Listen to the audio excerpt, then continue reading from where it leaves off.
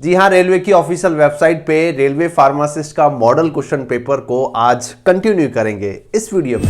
Hello everyone, welcome to my channel Masai academy. This is Himanshu. आप उस channel पे हैं जहां आपको pharma regarding news update, vacancy update, video lecture, study regarding video सब कुछ मिलता है आपको हमारे चैनल मसाई अकेडमी। और अब से आप हमारी मोबाइल एप्लीकेशन डाउनलोड कर सकते हैं जहां फार्मासिस्ट एग्जाम की प्रिपरेशन, टेस्ट, स्टडी मटेरियल सब कुछ अवेलेबल है।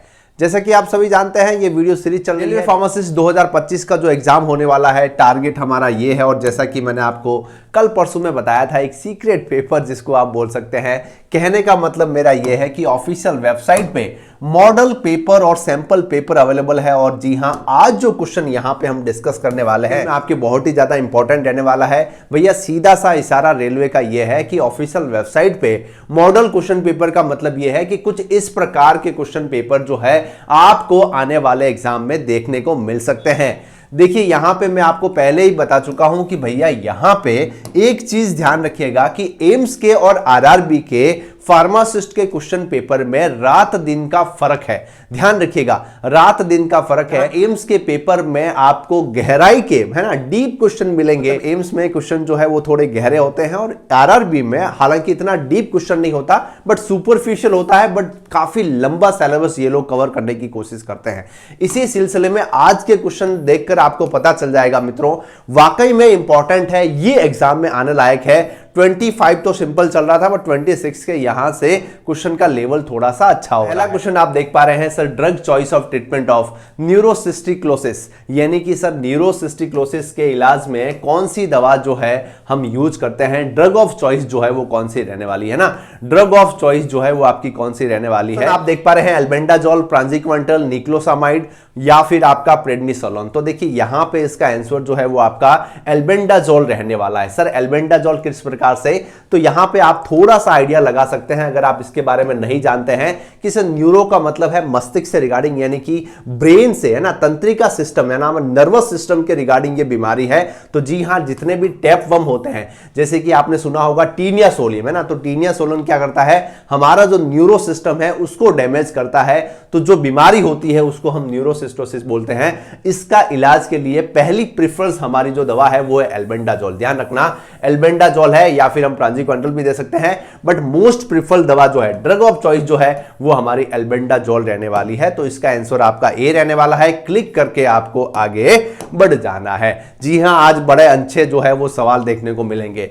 Which of the following is a not anti cancer drug, कौन सी एंटी कैंसर नहीं है, तो ये तो यहां पे आप देख पा रहे हैं सर, यहां पे एस्कॉर्बिक एसिड जो है वो एंटी कैंसर दवा जो है वो नहीं है। निम्न में से कौन सी एंटी कैंसर दवा नहीं है, तो देखिए ऑप्शन पे डिपेंड करता है, क्वेश्चन आपको आएगा नहीं आएगा। यहां पे से ही सीधा सा आप आंसर पता लगा रहे हैं, सर एस्कॉर्बिक एसिड जो है इसका आंसर होने वाला है, जो कि एंटी कैंसर में यूज नहीं होता।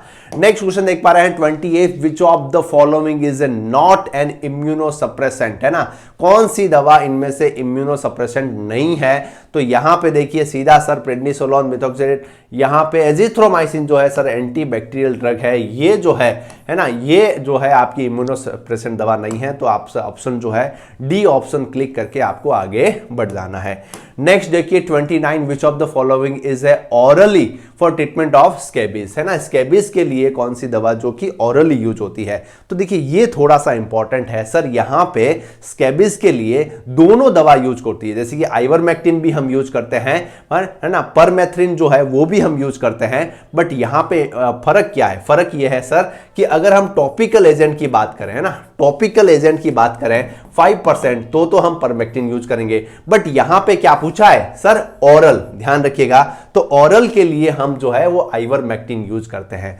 ठीक है, थोड़ा सा लॉजिकल है, हालांकि यहां पे जो स्टूडेंट थोड़ा ढंग से पढ़ रहा है तो बिल्कुल उसको आंसर आ जाएगा कि सर स्कैबिस जो बीमारी है ना, स्कैबिस के ट्रीटमेंट के लिए ओरली अगर हमें देना है तो हम आइवरमेक्टिन यूज करते हैं, और टॉपिकल अगर हमें देना है तो हम क्या यूज करेंगे, परमेथिन जो है वो यूज करेंगे। ध्यान रखिएगा, इंपॉर्टेंट है, थोड़ा सा लॉजिकल है, ऑप्शन से यहां पे आप कंफ्यूज जो है वो नहीं होना है आपको। ठीक है जी, आइवरमेक्टिन वही दवा है जो यहां पे आप देख पा रहे हैं, कोविड में भी इसको काफी सारे जो लोगों ने यूज किया था, डॉक्टर की रिकमेंडेशन थी। 30 नंबर सवाल देख पा रहे हैं, disinfectant and sterilization different in fact, मतलब कि सर डिसइंफेक्शन और स्टेरिलाइजेशन में क्या अंतर है। पहला क्या आ रहा है, देखिए डिसइंफेक्शन किल ऑल ऑर्गेनिज्म, ठीक है भाई, sterilization does not kill the spores, यानी कि बीजाणु जो होते हैं उनको नहीं करता है ना। Disinfectant kill only spores. और लास्ट क्या है, sterilization kill all organism as well as spores but disinfectant does not kill the spores. बिल्कुल सही, डी ऑप्शन जो है वो आपका रहने वाला है।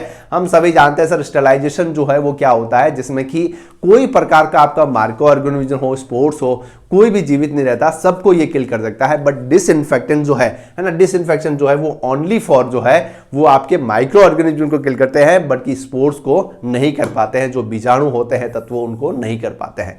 ठीक है, सिंपल सा है। ऑप्शन को आराम से पढ़ना, इजीली आपको आंसर आ जाएगा। नेक्स्ट आप देख पा रहे हैं sir plasma T half of digoxin. तो डिजॉक्सिन जो दवा है हम सभी जानते हैं सर, ये दवा का टी हाफ क्या है। टी हाफ का मतलब ये है कि ये दवा निकलने में है ना, मतलब कि एक्सक्रीशन में, किडनी से जब बाहर निकलेगी उसमें कितना समय लेगी। टी हाफ क्या है सर, 40 घंटे है ना, 36 से 48 घंटे लग जाते हैं डिजॉक्सिन का जो है टी हाफ रहने वाला है। ये ऑप्शन इसका रहने वाला है। नेक्स्ट आप देख पा रहे हैं 32 क्वेश्चन है ना। 32 क्वेश्चन क्या है sir, most common agent causing the urinary tract infection. Simple सा है, ये तो ई कोलाई होगा। ठीक है जी। नेक्स्ट 33 देख पा रहे हैं आप, क्या है, ड्रग चॉइस ऑफ एनाफाइलिक शॉक। मतलब कि हम सभी जानते हैं भाई कि एनाफाइलिक शॉक के लिए कौन सी दवा यूज करते हैं, तो जिसको रामबाण दवा बोलते हैं ना। क्या बोलते हैं, रामबाण दवा कौन बोलते हैं सर, एड्रीनलिन को है ना। एड्रीनलिन जो है वो रामबाण दवा क्यों है, हम सभी जानते हैं। देखिए गांव में कई बार कोई भी कंपाउंडर है, डॉक्टर है, कई बार पेनिसिलिन का इंजेक्शन लगाता है। अगर वो चेक नहीं करता है कि ये पेशेंट जो है वो सेंसिटिव है, अगर वो चेक नहीं करता है कि ये पेशेंट सेंसिटिव है और उसको एलर्जिक रिएक्शन हो गई, एनाफाइलिक शॉक क्या है, एक सडन ही एनाफाइलिक शॉक, जो मतलब कि एक सडन ही आपका एलर्जिक रिएक्शन हो गई, तो उसके लिए वो कहां जाएगा भाई, सडन ही अगर एड्रेनालिन दे देगा तो भाई वो जीवित हो सकता है, अदरवाइज वो पेशेंट जो है वो नहीं रहेगा। ठीक है, तो ये सबसे इंपॉर्टेंट है, ध्यान रखना। काफ़ी सारे जो लोग प्रैक्टिस करते हैं, कोई मेडिकल स्टोर पे गए हैं, उनको इसका जवाब बिल्कुल आ रहा होगा। चलिए जी, नेक्स्ट क्वेश्चन आता है 34। आज बड़े इंटरेस्टिंग सवाल आ रहे हैं, ध्यान रखना कि सर कोर्स ऑफ है ना, कोर्स ऑफ साइकोसिस इज ड्यू टू इंटैक्ट।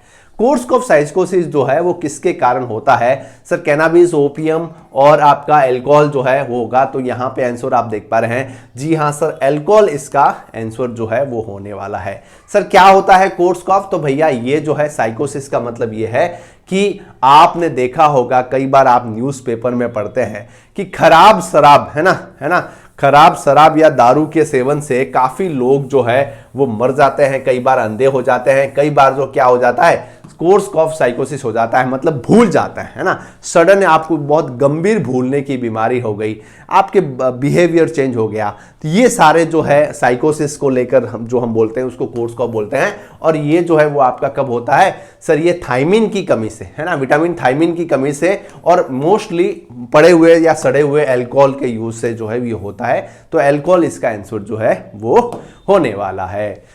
चलिए जी, नेक्स्ट क्वेश्चन आता है, चलिए जी, नेक्स्ट क्वेश्चन आता है, got is caused by deficiency of which enzyme. ये इंपॉर्टेंट है भाई, ध्यान रखना, गठिया जो है किन एंजाइम की कमी से होता है। तो यहां पे इसका आंसर क्या आ जाएगा सर, ग्लूकोज 6 फॉस्फेट हो जाए, या फिर आपका सेकंड HGPRT होगा। तो जी हाँ, HGPRT जो है वो इसका आंसर होने वाला है, इसकी कमी से जो है गठिया होता है। सर किस हिसाब से चीजें ध्यान रखनी पड़ेगी कि सर जब HGPRT का लेवल कम होता है तो हमारे ब्लड में यूरिक एसिड का लेवल जो है वो बढ़ जाता है, और यूरिक एसिड का लेवल जब हमारे बढ़ता है तब भैया यहाँ पे जोड़ों पे आपके यूरिक एसिड जमा होता है, जिससे कि आपको पेन होता है, जिसको हम गठिया या गॉट के नाम से जानते हैं। ध्यान रखिएगा, आज के सवाल बड़े इंटरेस्टिंग है। जो भी स्टूडेंट है ना लगे हुए हैं तैयारी में, रात दिन लगे हुए हैं तैयारी में, उन सभी को मैं बताना चाहूंगा मित्रों कि अभी भी आप में अगर हमारे स्टडी मटेरियल को ज्वाइन नहीं किया है तो लिंक डिस्क्रिप्शन कमेंट बॉक्स में है। कम समय है, टू द पॉइंट, एज पर सिलेबस वाइज सारी चीजें आपको चाहिए। तो जी हाँ, one of the best study material जो रेलवे, डीएसएसबी, ESIC सभी फार्मासिस्ट में आपको काम आने वाला है स्टडी। और आज जो हम पेपर यूज और आज जो हम पेपर डिस्कस कर रहे हैं उसके आंसर की सहित आपको यहाँ पे मिल जाएगा। ये स्टडी मटेरियल में आपको बुक, पुराने paper, subject wise mock test, railway के लिए स्पेशल टेस्ट, पुराने जितने भी फार्मासिस्ट के एग्जाम हुए उसके टेस्ट, सब कुछ आपको यहाँ पे मिल जाएगा। आप देख पा रहे हैं जैसे कि हमारा स्टडी मटेरियल, जैसे कि ये सुटिक्स मैंने आपके सामने खोल रखा है, one of the best systematic way से सारी चीजें टू द पॉइंट। जी हाँ, इसकी एक एक लाइन अगर आपने ढंग से पढ़ ली तो वादा है भैया सिलेक्शन जो है वो होने की संभावना है, आपकी जो है वो बढ़ने वाली है। बोल रहे हैं सर इतना कॉन्फिडेंस है क्यों? तो भैया यहाँ पे हमने रिजल्ट बताए हैं आपको हर बार, है ना। इस बार भी जब रेलवे का पेपर आ जाएगा तो मैं लाइन वाइज बता दूंगा कि इस स्टडी मटेरियल से देखो इस लाइन को आपने ढंग से पढ़ा होता तो शायद ये क्वेश्चन आप अच्छे से अटेंड कर पाते। चलिए जी, अगर आप इंटरेस्टेड है तो उसको भी ज्वाइन कर सकते हैं। आपकी इच्छा प्रबल है तो डेफिनेटली ज्वाइन करें, फायदा जरूर होगा, ये याद रखना। चलिए 36 क्वेश्चन क्या है, which of the following is not use for purification of water. तो बॉइलिंग यूज करते हैं, क्लोरीन, हाइड्रोजन ये भी यूज करते हैं, पोटेशियम, फिनॉल जो है उसको यूज नहीं करते हैं भाई, ध्यान रखना।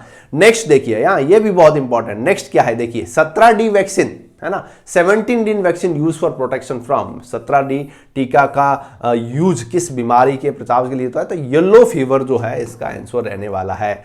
देखिए यहाँ पे थोड़ा सा ऑप्शन देके बहुत ही ज्यादा कंफ्यूज किया है, जबकि यहाँ पे याद रखना येलो फीवर जो है ना उसके कारण जो है 17D वैक्सीन जो है वो लगाया जाता है।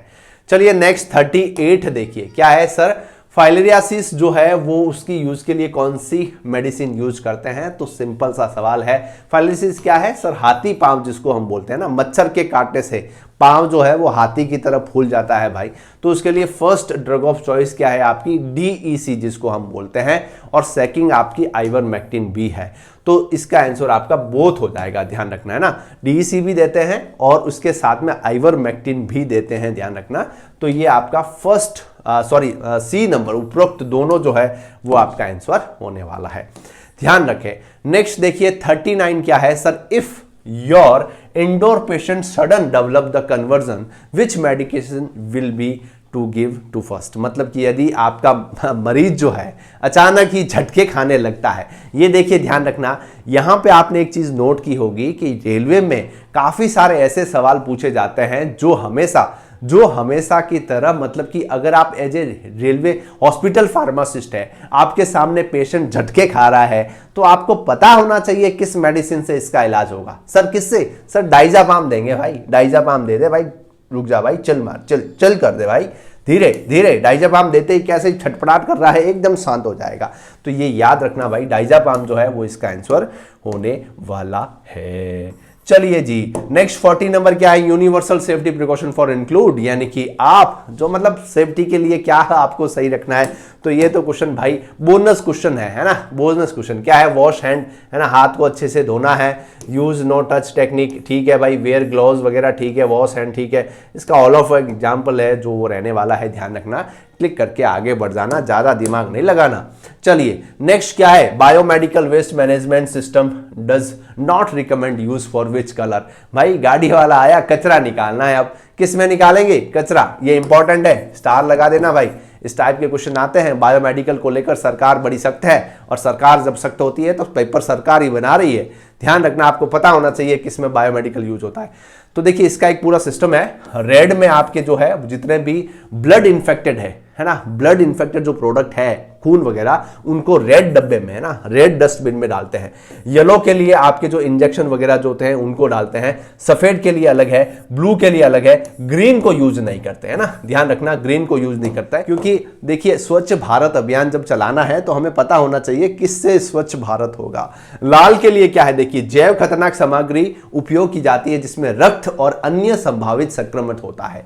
पीले के लिए क्या है भैया, कि संक्रामक गैर प्लास्टिक और अस्पष्ट जैव मानक उत्तक वगैरह जो है उसमें रहते हैं। सफेद के लिए न्यूक्लियर सुई वगैरह, नीले के लिए चिकित्सा कांच से बने पदार्थ, और हरा जो है वो किसी भी चिकित्सा प्रोडक्ट में यूज नहीं होगा। स्क्रीनशॉट ले लेना, इंपॉर्टेंट है एग्जाम पॉइंट ऑफ व्यू से।